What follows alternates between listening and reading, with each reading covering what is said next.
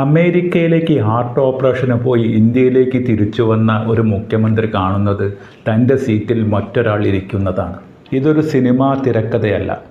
1984 ആന്ധ്രാപ്രദേശിൽ നടന്ന പച്ചയായ ഒരു യാഥാർത്ഥ്യമാണ്. ഇന്ന് അൺടോൾഡ് ഹിസ്റ്ററി മലയാളത്തിൽ നമ്മൾ ചർച്ച ചെയ്യുന്നത് ഇന്ത്യൻ രാഷ്ട്രീയത്തിലെ നാടകീയമായ 2 ചരിത്ര സംഭവങ്ങളാണ്. ഒന്ന്, ഒരു ജനകീയ നായകനെ പുറത്താക്കാൻ നടത്തിയ ഓഗസ്റ്റ് അട്ടിമറിയാണെങ്കിൽ രണ്ടാമത്തേത് ആധുനിക കാലത്ത് കോടികൾ ഒഴുക്കിയ ഓപ്പറേഷൻ താമര.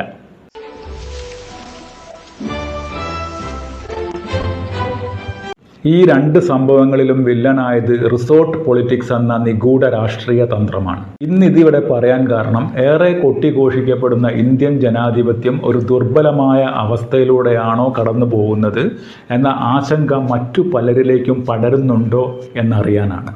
അതുകൊണ്ട് തന്നെ നിങ്ങളുടെ ആശങ്കകളും അഭിപ്രായങ്ങളും കമൻറ്റുകളായി ഇവിടെ ഇടാൻ മടിക്കരുത്. യഥാർത്ഥത്തിൽ വോട്ട് ചെയ്യുന്ന മനുഷ്യൻ്റെ മനസ്സ് വലിച്ചു കീറി അതിന്മേൽ റീത്ത് വെക്കുകയല്ലേ റിസോർട്ട് രാഷ്ട്രീയം ചെയ്യുന്നത്?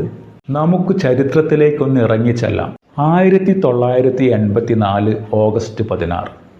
ഈ ദിനം ഇന്ത്യൻ ജനാധിപത്യത്തിൻ്റെ ഒരു കറുത്ത ദിനമായി കാണാം. ആന്ധ്ര മുഖ്യമന്ത്രി NT രാമറാവു അമേരിക്കയിൽ ഹാർട്ട് ഓപ്പറേഷൻ കഴിഞ്ഞ് വിശ്രമിക്കുമ്പോഴാണ് അന്നത്തെ ഗവർണർ രാംലാൽ അദ്ദേഹത്തെ ഡിസ്മിസ് ചെയ്യുന്നത്. പകരം ധനമന്ത്രിയായിരുന്ന നദേല ഭാസ്കര റാവുവിനെ അദ്ദേഹം മുഖ്യമന്ത്രിയായി വാഴിച്ചു. ഇതിനു പിന്നിൽ കോൺഗ്രസിൻ്റെ വ്യക്തമായ സ്വാധീനമുണ്ടായിരുന്നു.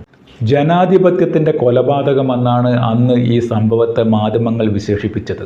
ജനങ്ങളുടെ ശക്തി എല്ലാത്തിനും മീതെയാണെന്ന അടിസ്ഥാന തത്വം കോൺഗ്രസ് അന്നവിടെ മറന്നു. അമേരിക്കയിൽ നിന്നും മടങ്ങിയെത്തിയ NTR അന്നവിടെ തോറ്റുകൊടുക്കാൻ തയ്യാറായില്ല. തൻ്റെ കൂടെയുള്ള MLA-മാരെ ചാക്കിട്ട് പിടിക്കാൻ കുതിരക്കച്ചവടക്കാർ വരുമെന്ന് ഉറപ്പായതോടെ അദ്ദേഹം അവരെ കർണാടകയിലെ റിസോർട്ടുകളിലേക്ക് മാറ്റി. അതിനു ശേഷമാണ് ചില രസകരമായ സംഭവങ്ങൾ അരങ്ങേറിയത്. തൻ്റെ ഭൂരിപക്ഷം തെളിയിക്കാൻ 161 MLA-മാരെയും കൊണ്ട് അദ്ദേഹം ട്രെയിൻ മാർഗം ഡൽഹിയിലെത്തി. വീൽ ചെയറിൽ ഇരുന്നു കൊണ്ടാണ് തൻ്റെ സൈന്യത്തെ അദ്ദേഹം രാഷ്ട്രപതി ഭവനിലേക്ക് നയിച്ചത്. ജനരോഷം ആളിപ്പടർന്നതോടെ വെറും 1 മാസത്തിനുള്ളിൽ സെപ്റ്റംബർ 16 അദ്ദേഹം വീണ്ടും മുഖ്യമന്ത്രിയായി സത്യപ്രതിജ്ഞ ചെയ്തു. ആ വർഷം നടന്ന ലോക്സഭാ തിരഞ്ഞെടുപ്പിൽ 42-ൽ 31 സീറ്റും നേടി തെലുങ്കുദേശം ചരിത്രം കുറിച്ചു.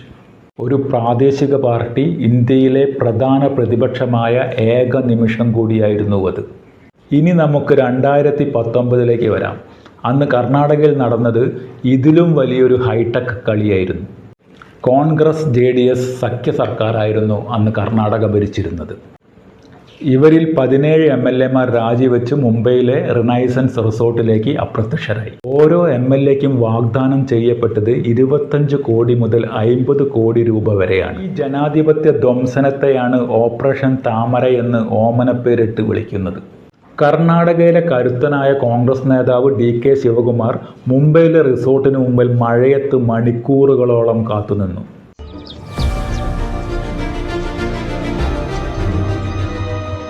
പക്ഷേ സ്വന്തം പാർട്ടിയിലെ MLA-മാരെ കാണാൻ പോലീസ് അദ്ദേഹത്തെ അനുവദിച്ചില്ല. പുറത്തു പോവാൻ അനുവാദമില്ലാതെ MLA-മാർ ആ റിസോർട്ടിനുള്ളിൽ തന്നെ കഴിഞ്ഞു. ഇവിടെ രസകരമായൊരു വസ്തുതയുണ്ട്. 1984 തൻ്റെ MLA-മാരെ സംരക്ഷിക്കാനാണ് NT രാമറാവു റിസോർട്ട് രാഷ്ട്രീയം കളിച്ചതെങ്കിൽ 2019 സർക്കാരിനെ വീഴ്ത്താനാണ് BJP റിസോർട്ട് രാഷ്ട്രീയം കളിച്ചത്.